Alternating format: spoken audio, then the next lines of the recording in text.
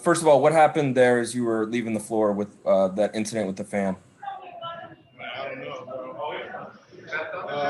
Unfortunately, I was leaving out, and then I just seen popcorn on top of my head, you know.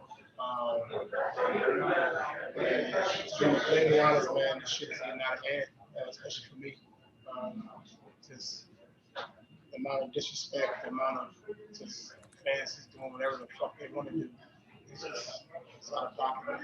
It's out of pocket. Seriously, like any other setting, I'm all for the fans enjoying the game and having fun. And, it's part of sports. I get it. But there's certain things that cross the line. And any other setting, I know for a fact that fans and they want to come up. A guy went on the street and pour popcorn on my head. You know what happened? A guy want to come up to me, talking about my kids, family on the street, because it be possibly different. In these arenas, you got to start protecting the players, man. We'll see what the NBA does, but there's a huge consequence for us as players, and at least for me, I've been in a lot of incidents where fans they say whatever, and the consequences for me are a lot more detrimental than to those people in the stands because they feel like they're untouchable. They can say what they want to do at a sporting event when they should enjoy the game. Um, but a lot of times fans don't realize this is our job. This is my job. This is not some play. This is something I love to do. This is something I love competing at. So to get food thrown on top of me, it's just bullshit, really. And if fortunately, I couldn't get to the stands, but I just don't take that lightly, man. I don't, to me, it happens to me a lot of times, and obviously I've learned to kind of look the other way, but to a certain extent, you can't just keep looking the other way.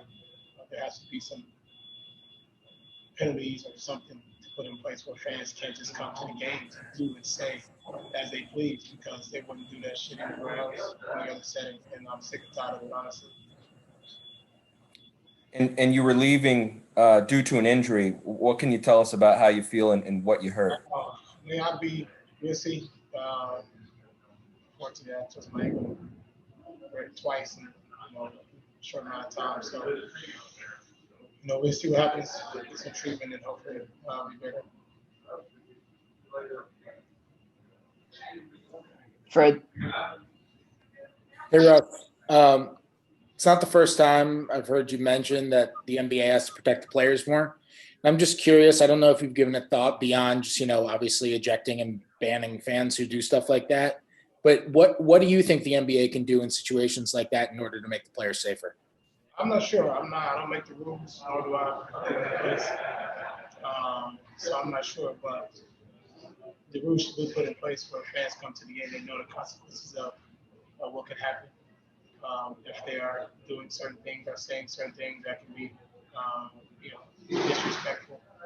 Or like tonight, just playing out of pocket. There's got to be consequences for it. So hopefully the league does whatever it is that they're supposed to do.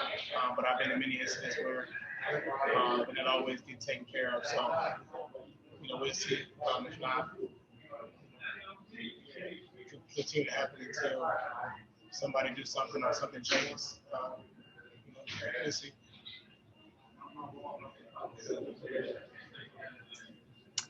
Ava.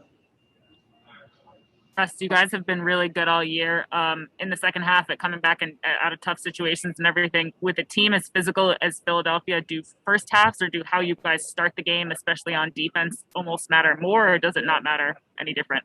I mean, it matters. The start of the game is important. We gave up 35 points in the first quarter. Teams like this, especially at home, they're really good at home, and you got to make sure you are ready to go. It's tough to beat a team that's, 6%. Start the game and halftime. So, it's a series, playoff series, not the first time. Being down 2-0, they did what they're supposed to do. They took care of home court. And now we get a chance to go back in front of our fans and, take one game at a time. And, that's all we can do. Matt Paris. Hey, Russ. LeBron tweeted about the popcorn incident. He said, by the way, we as players want to see who threw that popcorn on Russ while he was leaving the game tonight with an injury. There's cameras all over the arenas, so there's no excuse. Because if the shoe was on the other foot, I just kind of want. Oh, and hashtag protect our players. Just kind of wondering what your reaction was to that. Yeah, I mean, it's what I just said. I mean, I think as players, and obviously Brian kind of understands, like as players, you gotta be protected somehow. Somehow the protection has to come somewhere. And like I said, any other setting, the fans, they wouldn't do nothing like that. Any other setting that's not protecting them from myself going into the stands, or there's nothing that stopped me from getting to that person, that this wouldn't happen. So the protection of the players is very important. I've been emphasizing this since I've been in the league, because for me, I just get a different reaction, obviously, from the crowd for whatever apparent reason. So I really take this very, very personal. And like I said, I'm tired of the same thing. And to me, I don't really see nothing changing. It just gets worse. So. Right. And you guys went months without playing without any fans. So how jarring is it to that to happen when you're not used to even just a loud crowd or anything like that?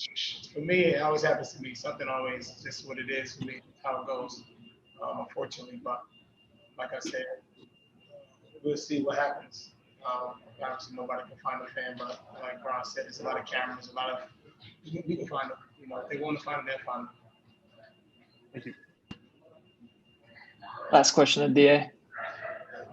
Hey, Russ, I think the fan was ejected. I'm not 100% sure, but I think they said he was ejected from the game. He ran out. They didn't get ejected. They ran. They couldn't find him. Okay. All right. Had you ever had any problems in Philly before specifically? Yeah, I mean, I had problems here before. Fan flipped me off early in maybe a couple years ago here. But I don't know, like I said, as players, and obviously if you're a good player and people want to bash you for whatever reason that is, I don't mind it. I don't mind the trash talk of, whether it's Westbrook sucks, Westbrook we can't shoot, Westbrook we can't do that. That's all great. Yeah. Across the line, you start mentioning families, you start mentioning derogatory things, you start to pour popcorn and all that type of shit. Like, to me, it's crossing the line, and that's where it has to stop. Like, the sports and everybody loves the sport and screaming, and that's all great. Keep the sports. I'm okay with that. Off that line, and now I have to protect my well-being, protect my family, protect the things that I work for. So, but at the same time, I got to be smart, and that's where the protections come in, because I can't go into the stands and because obviously now I will be the one, consequences. So protection has to be at a higher rate, especially with fans coming back into the arena. Whether the security they hire, whether it's the security when you walk in the tunnel, because at some point, as we've seen in years past, at some point, a player, things may happen. You're trying to prevent that, especially in the near future. Yeah.